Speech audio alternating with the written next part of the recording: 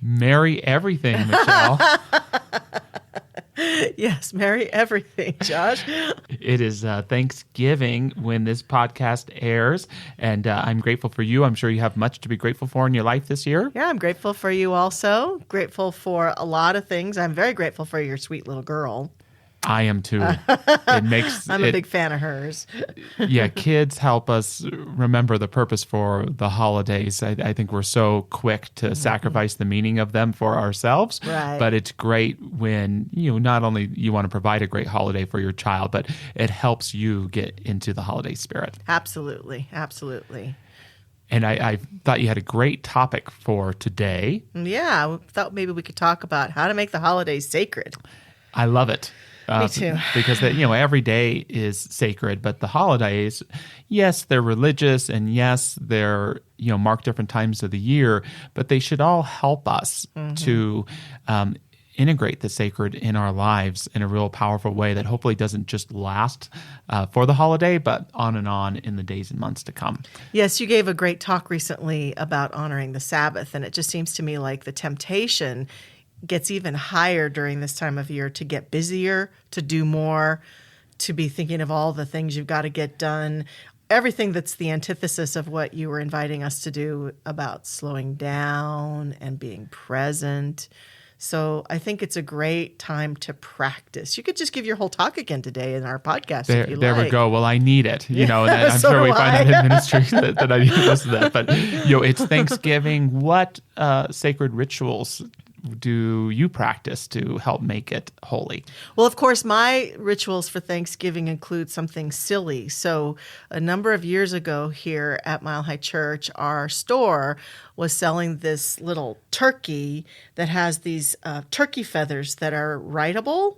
And so we set that turkey out on Thanksgiving, and whoever comes to our home gets to write on the turkey feather so that by the time the day is complete, we've got a full turkey, even though we've eaten the turkey. And it's really wonderful. A lot of people come back again, repeat business, and so they look at what they wrote last year because we don't erase them until somebody erases it to rewrite something. And so it's really a wonderful, sacred thing to build a little turkey as a community when you're having a dinner and just enjoy that time. Oh, I love that. It's not totally dissimilar, but my wife has a tradition that we do at Thanksgiving dinner, whatever it looks like, where she pulls out a box and in it is a letter we've each written to the year before about what we want to be grateful for in the upcoming year. Oh, that's a great idea. It's great. And so you read what you wrote last year, and then you get to write the letter for next year, Wonderful. and it goes sealed away in the box.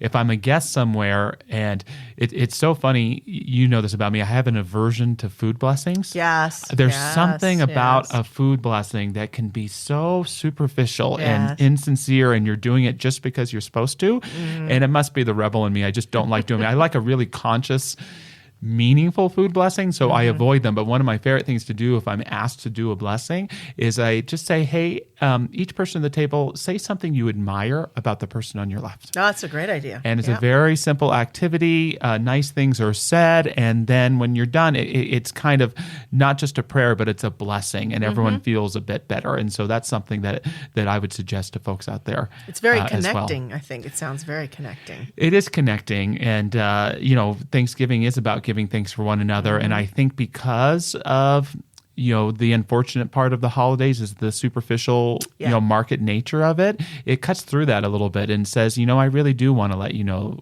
that you are important to me and that I'm grateful for you. And so it's a kind of a nonchalant way of kind of doing that. Yeah, I agree. Moving up to Christmas, beforehand or on the day itself, are there sacred rituals that you like to engage in? Well, I always feel like December is a very charged time for me for a lot of reasons. My birthday falls in December, and so some people don't like that who have December birthdays, but I love it because I want to talk to you about that. I love we need to change celebrating my birthday. Yeah, really, we need to change your birthday. I love celebrating my birthday. So it feels like from Thanksgiving to the end of the year is this opportunity for me to really experience the heart of the holidays. That's what makes it sacred for me. It's going deeper than the surface, as you mentioned, the commercialism and all the stuff. Even though I love getting just the right gift for the people I love, and I love all the stuff that comes with that. I love the lights. I love the trees that are all lit up. I love the snow. I love all the services that we do here at Mile High and that we do in our teaching. I love Hanukkah. I love all the stuff that makes the light. It's very symbolic to me that we've chosen all these holidays, and we really have chosen them, I think, at the end of the year in this hemisphere when it's so dark and we're trying so hard to bring light. So for me, the light is all about finding ways to honor these traditions with light. Birthday candles, Hanukkah candles, lights on my tree, lights on my house, lights in my yard. Lights in your hair. Lights in my hair everywhere I can, just to remind me that at the darkest times of life, the light still exists. Yeah, and I do. I mean, I was joking about the hair, although I'm sure it's happened before, but I do notice that about you, is that you bring the light for Christmas. And did I not see a social media post where you said you had watched your first Christmas Hallmark movie? Oh, I've been watching them since July, Josh. Yeah, they do Christmas in July on Hallmark. And so I recorded a whole bunch of them.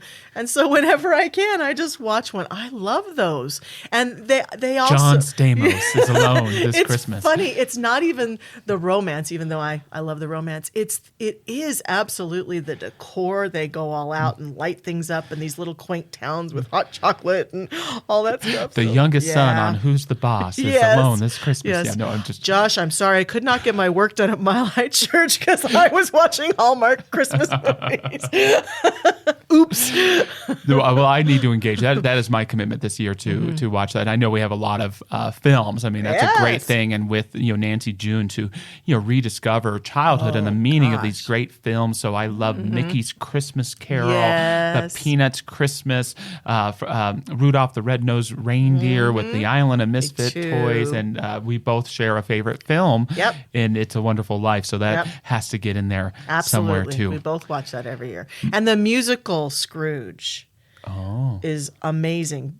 Produced by the BBC. It's just with Albert Finney. Okay. Have to watch it. I have to do that again. Yeah. Because my second choice is always the Bill Murray Scrooge. Of course. Yes. In the taxi cab. Yes. Yeah.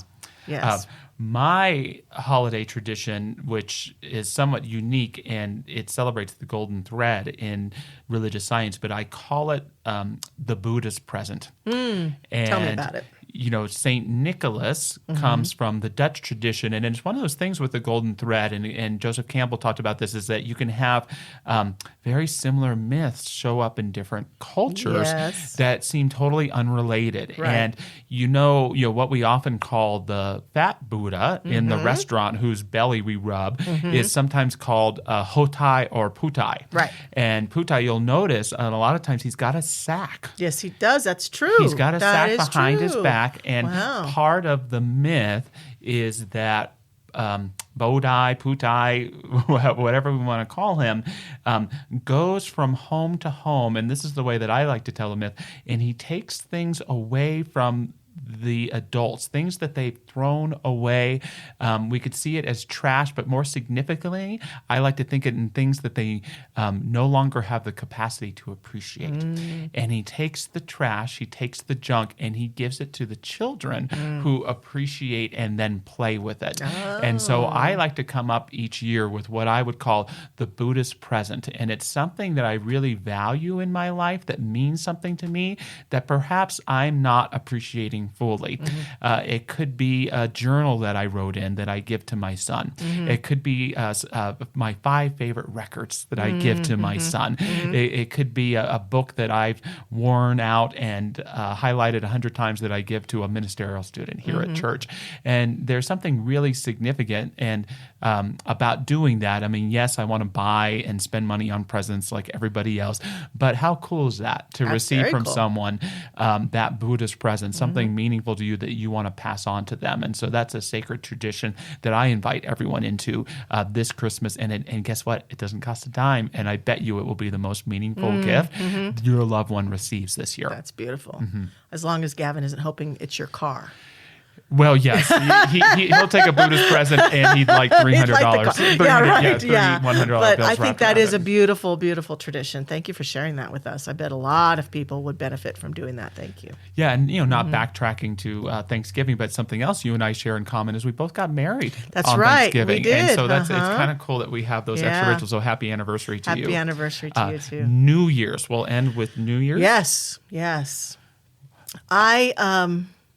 I will admit that I don't do a heck of a lot on New Year's other than just celebrate the passing of time. I really love that you're doing your New Year's. I kick ass and take names on New Year's Day. I know you do. You really do. And I should show up for that probably and try it. But I just I feel like I could do better at that because after all that we've been doing for the holidays, I sort of feel like New Year's falls into that category of I'm resting and rejuvenating to get started for the new year. So that's really my biggest ritual is taking a lot of rest that week after Christmas. And I love that and honor that. And you are doing something. You're waking up at 5 a.m. I am. on That's the 31st to do that dreadful world peace. No, I'm just kidding. That incredible. If the world got more sleep, Michelle, then we would have more peace. No, I'm just kidding. It's a beautiful online meditation. That is my one thing. And it expresses what you're saying is that it's a day to be peaceful. Yeah. It's a day to be at rest.